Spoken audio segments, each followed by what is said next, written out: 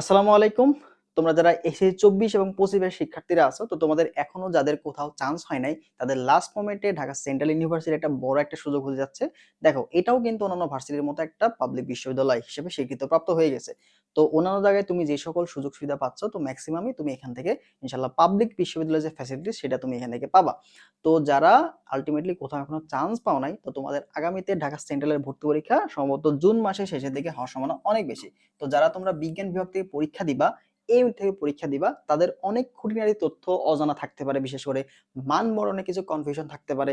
এছাড়া তোমাদের আবেদন যোগ্যতা, বিশেষ করে 24 ব্যাচ যারা আছো, তো তোমাদের সেকেন্ড টাইম থাকবে কিনা, এখানে কত মার্ক কাটা যায়, এটা নিয়ে তোমরা একটা কনফিউশন থাকো। এছাড়া কোন বই পড়লে তুমি এখানে শিওর চান্স পাবা, সেই টোটাল রোড ম্যাপ একদম A to Z তোমাদের সাথে শেয়ার করবো। তো অবশ্যই যারা বিজ্ঞান বিভাগে আসো, তোমরা ভিডিওটা সম্পূর্ণ দেখবা। তাহলে ঢাকা সেন্ট্রাল নিয়ে তোমাদের যে কনফিউশন গুলো আছে, বা কি কি পড়তে হবে, কোন প্রশ্ন ব্যাংকটা ভালো, এই সকল প্রশ্নগুলো তুমি কিন্তু ইনশাল্লাহ পেয়ে যাবে এই উত্তরটা, ঠিক আছে? তো অবশ্যই ভিডিওর সময় দেখবা। তো চলো কথা না বলে শুরু করি। তো আমাদের দেখো, প্রথম দিকে আমরা দেখবো মান বন্টন আবেদন যোগ্যতা, এই বিষয়টা ক্লিয়ার কনফিউশন তোমাদের যা ছিল ক্লিয়ার করে দেবো, ঠিক আছে? তো দেখো, আবেদন যোগ্যতার ক্ষেত্রে যদি আসি, তো তোমাদের এসএসসির ক্ষেত্রে একটু কনফিউশন থাকো যে আমার এসএসসি ভাই আমি 2020 সালে দিয়েছিলাম, এবং আমার এইচএসসি 2024 সালে আমি কি পরীক্ষা দিতে পারবো? ইভেন আমাকে অলরেডি কিন্তু ইনবক্স করতেছো। তো দেখো, তোমাদের এসএসসি যাদের 2020 থেকে 2023, অর্থাৎ তুমি যদি 2020 এ এসএসসি দিয়ে থাকো বা 2021 এ দিয়ে থাকো, এবং তোমার এইচএসসি সেটা যদি 2024 অথবা 25 হয়, তুমি কিন্তু পরীক্ষা দিতে পারবা, ঠিক আছে?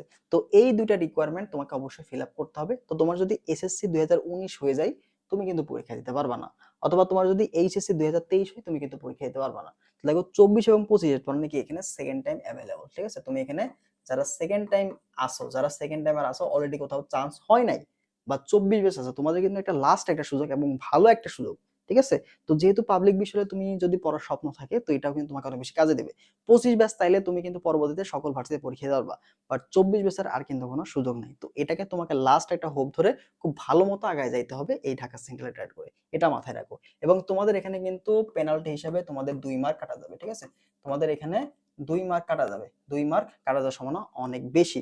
গত বছর গেছে, তো এই বছরও যাইতে পারে, ঠিক আছে? তো জিপিএ রিকোয়ারমেন্ট, তো জিপিএ নিয়ে অনেক কনফিউশন আছে ভাই, জিপিএ আমার তো এত থাকলে এত হবে কিনা। দেখো, গত বছর যদি আমরা দেখি, তো এসএসসি প্লাস এসএসসি তে 7 লাগতো, এবং এইটা চেঞ্জ হওয়ার সম্ভাবনা অনেক বেশি এই বছর, মানে চেঞ্জ না হওয়ার সম্ভাবনাই অনেক বেশি। কারণ জিপিএর ক্ষেত্রে যদি 25 ব্যাচের দেখো রেজাল্ট কিন্তু 24 ব্যাচের থেকে অনেক বেশি খারাপ ছিল। তাও কিন্তু 24 ব্যাচ যখন ছিল, তখন তোমার জিপিএ ছিল মাত্র 7, তাহলে 25 এর ক্ষেত্রে এখানে বাড়ানোর কোনো সুযোগ নাই। তার মানে জিপিএটা তোমার 7 থাকবে, এখানে পরিবর্তন হওয়ার চান্স অনেক কম, অনেক কম। তার মানে তোমাদের যাদের জিপিএ 7 আছে, এসএসসি প্লাস এইচএসসি 7 আছে, তোমরা সবাই মোটামুটি এখানে পরীক্ষা দিতে পারবা, ঠিক আছে? এবার আসলে মান বন্টনের ক্ষেত্রে, তো মান বন্টনের ক্ষেত্রে একটা কনফিউশন তোমাদের হয়, সেটা আমি ক্লিয়ার করে দিব। দেখো, ফিজিক্স এখানে তোমার ফিজিক্স এবং কেমিস্ট্রি যে 25 25 50 মার্ক, এই 50 মার্ক তোমাকে মাস্ট, ঠিক আছে? অর্থাৎ এখান থেকে বাদ দেওয়া যাবে না, ফিজিক্স কেমিস্ট্রি তোমাকে দাগাতেই হবে, ঠিক আছে? বাদ দেওয়া যাবে না। এরপরে আসো গণিত এবং জীববিজ্ঞান, এটার মধ্যে একটা কনফিউশন আছে। তোমাদের যে মেইন সাবজেক্ট এবং হচ্ছে ফোর্থ সাবজেক্ট, ঠিক আছে? তো তোমার যে মেইন সাবজেক্টটা, তো মেইন সাবজেক্ট এখানে স্কিপ করা যাবে না, এটা হচ্ছে মেইন বিষয়, ঠিক আছে? মেইন সাবজেক্ট কি করা যাবে না? মেইন সাবজেক্ট স্কিপ করা যাবে না, এটা মাথায় রাখো, ঠিক আছে? মেইন সাবজেক্ট রিসিভ করা যাবে না। তো তোমাদের যদি ফোর্থ সাবজেক্ট যেটা আছে, ওইটার পরিবর্তে তুমি চাইলে বাংলাতে 25 টাইম সিকিউ থাকবে, ইংলিশে 25 টাইম সিকিউ থাকবে, যে কোনো একটা দাগাবা, হয় বাংলা দাগাবা, না হয় ইংরেজি দাগাবা, তুমি যেটাতে কমফোর্ট ফিল করো। যদি তুমি বাংলা ভালো পারো, বাংলা দাগাবা, ইংরেজি ভালো পারলে তুমি ইংরেজি দাগাবা, ঠিক আছে? এটা কখন? Fourth subject. তোমার যদি ম্যাথ যেটা আছে, তোমার যদি ফোর্থ সাবজেক্ট হয়ে থাকে, তুমি ম্যাথ বাদ দিয়ে দেখাতে পারবা। বাট ম্যাথ যদি তোমার মেইন সাবজেক্ট হয়ে যায়, সেই ক্ষেত্রে তুমি কিন্তু কোনোভাবে বাদ দিতে পারবে না, মাথায় রাখো। মেইন সাবজেক্ট যেটা, মেইন সাবজেক্ট কোনোভাবে বাদ দেওয়া যাবে না, একদম ঢাবির প্যাটার্ন, ঠিক আছে? এটা খেয়াল রাখার চেষ্টা করবা। ওকে, আচ্ছা, তো এই গেল আমাদের বিষয়। এবং সিট সংখ্যা, তো সিট সংখ্যা প্রায় এখানে 4000 প্লাস, ঠিক আছে? সিট সংখ্যা 4K প্লাস সিট আছে, তো অনেকগুলা সিট আছে। তো তুমি চাইলে একটু এফোর্ট দিলেই তুমি কিন্তু চান্স পাইতে পারো। তো তোমাদের চান্স পাইতে একা একা অনেক বেশি প্যারা হইতে পারে, তাদের জন্য কিন্তু আমাদের এক্সাম মাস্টার রানিং আছে অলরেডি, আমাদের এক্সাম চলমান। তো এখানে তুমি ভর্তি হওয়া মাত্র যে এক্সামগুলো হয়ে গেছে, সেগুলো তুমি দিতে পারবা। তো এক্সাম ব্যাচ আমি ডিটেলসটা একটু পরে তোমাদের সাথে শেয়ার করবো। এখানে তোমার প্রয়োজনীয় যা লাগে সবকিছু আমার এখানে প্রোভাইড করার চেষ্টা করতেছি। এক্সাম, প্রশ্ন ব্যাংক, সলভ ক্লাস, এছাড়া question bank, new addition question bank, তোমার পড়তে যা লাগবে আমরা বলছিলাম যে তোমার কি কি পড়া লাগবে সেটাও আমরা শেয়ার করব। ইভেন তোমার কি কি বই লাগবে সেটা আমরা কিন্তু এই কোর্সের মধ্যে শেয়ার করে দেব। মাত্র 250 টাকায় তুমি ঢাকা সেন্ট্রালের জন্য A to Z যা যা লাগবে সকল জিনিসপাতি ম্যাটেরিয়ালস তুমি কিন্তু ইনশাআল্লাহ এই কোর্সে পাবো। আমি একটু পরে তোমাদের ওয়েবসাইট থেকে সবকিছু দেখাই দিব, বাট আমরা একটু তথ্যগুলো তোমাদের দিয়ে নিই, ঠিক আছে? তো এরপর আসো কোশ্চেন ব্যাংক বা কি বই তোমরা পড়বা আসলে, ঠিক আছে? যদি ভালো করতে চাও, তো এই যে যারা শিওর টপ করতে চাও, দেখো এখানে তুমি যদি টপ করতে চাও, তো টপ করতে চাইলে তুমি এখানে 100তে তুমি যদি দেখো 60 থেকে 65 মার্ক পাও না 100তে, তবুও তুমি কিন্তু টপ মার্ক এনশিওর করতে পারবা, ঠিক আছে? আর চান্স পাওয়ার ক্ষেত্রে গত বছরের ক্ষেত্রে যদি আমরা দেখি, গত বছরের ক্ষেত্রে তোমাদের যে জিপিএ সহ কিন্তু 120 মার্কের পরীক্ষা, জিপিএ সহ 100 মিনিট, জিপিএ এর পরে এখানে 20 মার্ক আছে, জিপিএ এর পরে 20 মার্ক আছে। তো তোমাদের এখানে জিপিএ সহজই তোমার দেখা যায় যে 50 প্লাস থেকে 120 এর মধ্যে, তবুও তোমার এখানে চান্স হয়ে যায়, তার মানে মার্কটা কিন্তু এত বেশি লাগতেছে না, ঠিক আছে? তো এখানে সরি একটু ভুল হয়ে গেল, মানে 60 প্লাস, ঠিক আছে? 40 আর দিকে তোমার যদি 60 প্লাস থাকে জিপিএ সহ 120 এর মধ্যে, তুমি কিন্তু একটা সাবজেক্ট পেয়ে যাবা, একটা সাবজেক্ট তুমি পেয়ে যাবা। তো এটা কিন্তু একটা ভালো একটা সুযোগ, ঠিক আছে? তো এবার সব প্রশ্ন যারা টপ করতে চাও তাদের ক্ষেত্রে একটু ভালো করে পড়া লাগবে, আর যারা টপ শুধু চান্স পাইতে চাও সেক্ষেত্রে তুমি যদি ঢাকা সেন্ট্রাল বিগত বছরের প্রশ্ন ব্যাংকটা পড়ো, সেই ক্ষেত্রে তুমি কিন্তু এখানে চান্স পেয়ে যাবে। এই প্রশ্ন ব্যাংকটা তুমি যদি বুঝে সলভ করে যাও, এখানকার যে প্রশ্নগুলো আছে বুঝে সলভ করে ম্যাক্সিমাম টাইপ তোমার কমন আসবে। বাট তুমি যদি একটু ভালো রেজাল্ট করতে চাও, সেক্ষেত্রে তোমার কি করতে হবে, তুমি ফিজিক্সের ক্ষেত্রে কি করো, ভার্সিটি ক প্লাস যে ডিসির কোশ্চেন ব্যাংক, এই দুইটা কোশ্চেন ব্যাংক তোমাকে সলভ করতে হবে। তুমি যদি ভার্সিটি ক এর যে প্রশ্নগুলো সলভ করে ফেলো, তাহলে এখান থেকে ম্যাক্সিমাম টাইপ তুমি কমন পাবা। এই দুইটা প্রশ্ন পড়লে ম্যাক্সিমাম টাইপের প্রশ্নগুলো তুমি এখানে অ্যান্সার করে আসতে পারবা। যদি তুমি মুখস্থ না করো, মুখস্থ করলে আলটিমেটলি তুমি কিছু বুঝবা না। যদি প্রশ্নগুলো টাইপ ধরে ধরে বোঝার চেষ্টা করো যে এই টাইপগুলো এইভাবে সলভ করতে হয়, তাহলে এখান থেকে সবগুলো প্রশ্ন তুমি অ্যান্সার করে আসতে পারো ফিজিক্সের ক্ষেত্রে। তার মানে ফিজিক্সে যদি ভালো করতে চাও, ফিজিক্সের থিওরি এবং গাণিতিক প্রশ্ন দুইটাই আসে। তো তুমি জাস্ট কি করবা, ভার্সিটি কয়ের প্রশ্ন ব্যাংকটা ডিসি এর কোশ্চেন ব্যাংকটা একটু ভালো মতো বুঝে সলভ করো, এখানে ম্যাক্সিমাম প্রশ্ন কমন চলে আসবে।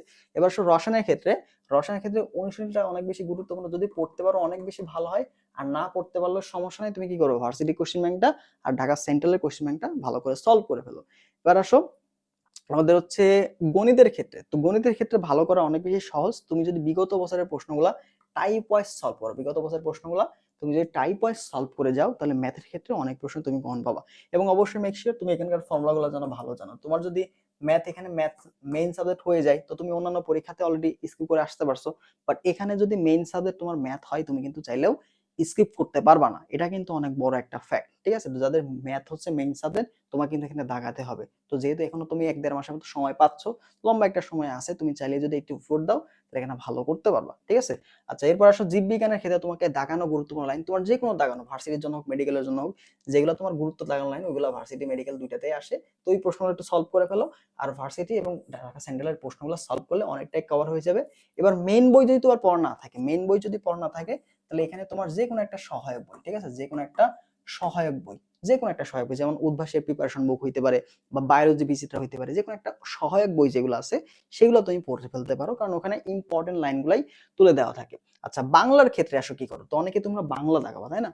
তো বাংলার ক্ষেত্রে কি করবা, হয় বাংলাতে সিম্পলি তুমি বিগত বছরের প্রশ্নগুলো টপিক অ্যানালাইসিস করো, যে বিগত বছরের কোন টপিকগুলো থেকে প্রশ্ন আসে, সেই টপিকগুলো বই প্লাস প্রশ্ন ব্যাংক থেকে সলভ করে ফেলো। বিগত বছরের যে প্রশ্নগুলো আসছে এই টাইপগুলো থেকে ওই প্রশ্নগুলো সলভ করলে বাংলাতে ম্যাক্সিমাম প্রশ্ন তোমার কমন পাবা, ঠিক আছে? রিপিট হয়, ম্যাক্সিমাম প্রশ্ন তোমার টাইপ রিপিট হয়, তো টাইপগুলো পড়লেই কভার হয়ে যাবে।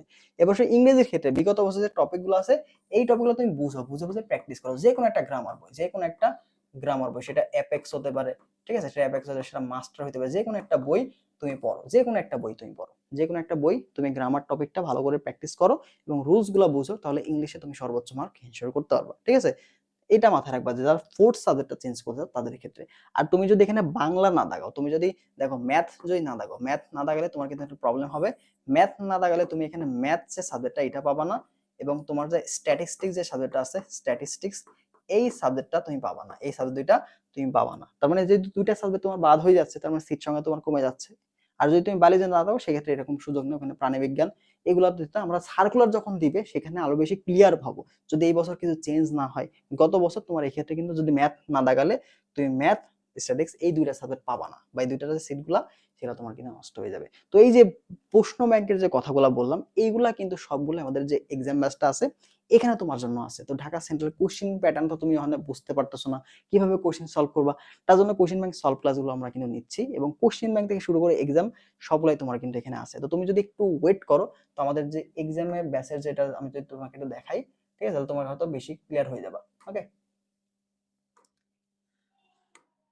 তো দেখো আমাদের যে ওয়েবসাইটে তুমি যদি ভিজিট করো mathhunters.com, তো ওয়েবসাইটে যদি ভিজিট করো, তো ওয়েবসাইটে ভিজিট করলে আমাদের সবগুলা কোর্স তুমি এখানে পাবা। দেখো এখানে হচ্ছে আমাদের যে বিগত বছরের কোর্সগুলো আমরা এখানে আলাদা করা হয়েছে। তো ঢাকা সেন্ট্রাল যে কোর্সগুলো আছে সেটা তুমি যাবা, দেখো ডিটেলসে গেলে তুমি এখানে কোর্সের ডিটেলসটা পাবা এবং এখানে কোর্সের রুটিনটাও দেওয়া আছে। ঠিক আছে, কোর্সের রুটিনটা দেওয়া আছে। তো অনেকগুলো এক্সাম অলরেডি হয়ে গেছে, তো আমাদের অল এক্সাম সেকশনে গেলে তুমি বিগত যে এক্সামগুলো হয়েছে সেগুলো দেখতে পারবে। দেখো এখানে কিন্তু আমাদের রুটিনটা এবং গ্রুপ লিঙ্ক দেওয়া আছে, পাশাপাশি যে এক্সামগুলো হয়ে গেছে সেই এক্সামগুলো এখানে সুন্দর করে সাজানো আছে। এখানকার প্রত্যেকটা এক্সাম তুমি দিতে পারো, প্রত্যেকটা এক্সাম তুমি যতবার ইচ্ছা তুমি যতবার দিতে পারবে। দেখো এখানে এক্সামটা লাইভ এক্সাম চলতেছে, এক্সামটা নগ্ন বিজাবিতে বুঝবি টিস্যুতন্ত, এই এক্সামটা লাইভ এক্সাম চলছে। তো লাইভ এক্সাম তুমি যখন দিবা তখন তুমি কিন্তু তোমার মেরিট লিস্ট পাবা। যে আমাদের প্রোফাইলে যাবা, যাওয়ার পরে যে এখানে এর যে রেজাল্ট অপশন, এখানে ক্লিক করলে তোমার এখানে রেজাল্ট চলে আসবে। তোমার এখানে মেরিট লিস্ট যেটা আছে এটা তোমার লোড হবে, আমাদের যেহেতু অনেকগুলো এক্সাম দেওয়া আছে।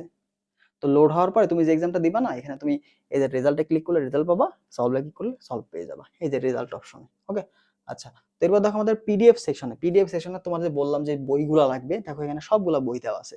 উদ্ভাসের মাস্টার প্রশ্ন ব্যাংক, ভার্সিটি ক প্রশ্ন ব্যাংক, এই প্রশ্ন ব্যাংকটা অনেক বেশি ইম্পর্টেন্ট। এই প্রশ্ন ব্যাংকের যে টাইপগুলো আছে তুমি যদি ভালোমতো বুঝে যাও ইনশাল্লাহ অনেক ভালো করতে পারবা। ঠিক আছে, আবার সব ঢাকা সেন্ট্রালের যে প্রশ্ন ব্যাংক, দেখো প্রত্যেকটা প্রশ্ন ব্যাংক আমরা আলাদা করে ভাগ ভাগ করে দেওয়া আছে এবং এই প্রশ্ন ব্যাংকটা কিন্তু নিউ এডিশন প্রশ্ন ব্যাংক, আসপেক্টের প্রশ্ন ব্যাংক নিউ এডিশন দেওয়া আছে। তুমি চাইলে জয় করলে কিনতে পারো, সবগুলো প্রশ্ন একই। তো আমরা কি করছি দেখো, এখন কোশ্চেন ব্যাংক কিনতে গেলে তোমাকে 400 টাকা লাগবে, তো সেখানে মাত্র 250 টাকা দিয়ে তুমি কিন্তু এখানে এক্সাম গুলা পাচ্ছ, সবগুলো অধ্যায়ের এক্সাম। তুমি এখন ভর্তি হলে তুমি প্রথম থেকে শুরু করবা। ঠিক আছে, এবার দেখো পিডিএফ সেকশনে তুমি কি পাচ্ছ, পিডিএফ গুলা পাচ্ছ কোশ্চেন ব্যাংকে। এবার দেখো ক্লাস সেকশনে তুমি যদি যাও তাহলে আমাদের সবগুলা ক্লাস পাচ্ছ, যেহেতু ক্লাস অনেকগুলা ক্লাস। দেখো ভেক্টর ভৌতজগৎ হয়েছে, গুণগত রসায়ন ক্লাস হয়েছে, নিউটনের বলবিদ্যা ক্লাস হয়েছে, সরলরেখা ক্লাস হয়েছে, বৃত্ত হয়েছে, কাজ শক্তি ক্ষমতা। তো এখানে তুমি যদি ক্লাস ক্লিক করো তো দেখো এখান থেকে তুমি ক্লাসগুলো করতে পারবা। ঠিক আছে, এখান থেকে তুমি ক্লাসগুলো করতে পারবা। তো ক্লাসগুলো করার পরে দেখো এখানে চাইলে তুমি ক্লাস ক্লিক করলে তোমার কিন্তু ক্লাসগুলো শুরু হয়ে যাবে। ঠিক আছে, এখান থেকে তুমি ক্লাসগুলো দেখলা। তো ক্লাসগুলো দেখার পরে দেখো এখানে তোমার স্লাইড আছে, এই ক্লাস স্লাইডটা এখানে যা যা ক্লাস পড়ানো হয়েছে সবগুলো স্লাইড তোমার এখানে নিচের অপশনে দেওয়া আছে। ঠিক আছে, তো এইভাবে খুব সহজেই তুমি কিন্তু এখান থেকে সবগুলো পাচ্ছ। তো এই সব কিছু ওভারঅল বিষয়গুলা তোমার মাত্র কয় টাকা, দেখো 250 টাকা দিয়ে তুমি কিন্তু পাচ্ছ, মাত্র 250 টাকা দিয়ে তুমি এখানে পাচ্ছ। তো যারা এখনো এনরোল করোনি, যারা ঢাকা সেন্ট্রাল ইউনিভার্সিটি বিজ্ঞান বিভাগে পড়তে যাচ্ছ, সর্বোচ্চ আসলে প্রশ্ন কমনের বিষয়গুলো সাজেশন থেকে এখানে ম্যারাথন ক্লাস যেহেতু থাকবে, তো এগুলো অনেক বেশি ইম্পর্টেন্ট তোমাকে কাছে দিবে। ঠিক আছে, আর কোশ্চেন ব্যাংক যা আছে সেগুলো দিলাম, পরিশ্রম করলে ভাই তুমি এখানে টপ করবা। আর যদি যাবে শর্টকাটে পড়বো তাও সমস্যা নাই, এক্সামের যে প্রশ্নগুলো টাইপ আমরা দিচ্ছি এই প্রশ্নগুলো ভালো করে সলভ করে যাও। ইভেন আমরা যে ম্যারাথন ক্লাসগুলো নেবো, এখন তো কোশ্চেন ব্যাংক সলভ ক্লাস যাচ্ছে, তো পরীক্ষার আগে আমরা ম্যারাথন ক্লাস নেবো, সেগুলো তুমি শর্ট টাইমে রিভিশন দিতে পারবা। অর্থাৎ যতভাবে তোমাকে চান্স পাওয়ানো যায় তার সব ম্যাটেরিয়ালস গুলো আমরা তোমাকে প্রোভাইড করার চেষ্টা করবো। তুমি জাস্ট একটু পড়াশোনা করবা, পড়াশোনা করলে দেখবে যে ইনশাল্লাহ তোমার কভার হয়ে গেছে। ঠিক আছে, তো আমাদের ওয়েবসাইট লিঙ্কটা আমি কমেন্ট বক্সে দিয়ে রাখবো, হোয়াটসঅ্যাপ নাম্বারটাও দিয়ে রাখবো, তুমি যে কোনো একটাতে নক দিলেই আমাদের ডিটেলসটা পেয়ে যাবে। ঠিক আছে, তো এই ছিল মতো আমাদের ভিডিওটা। তো ঢাকা সেন্ট্রাল এই ইউনিট নিয়ে আশা করা যায় তোমাদের কনফিউশনগুলো ক্লিয়ার হয়েছে। তো এর বাদেও যদি কোনো কনফিউশন থাকে সেটা কমেন্ট করো, আমি সেখানে রিপ্লাই দেওয়ার চেষ্টা করবো। ভালো থাকো সবাই, আল্লাহ হাফেজ।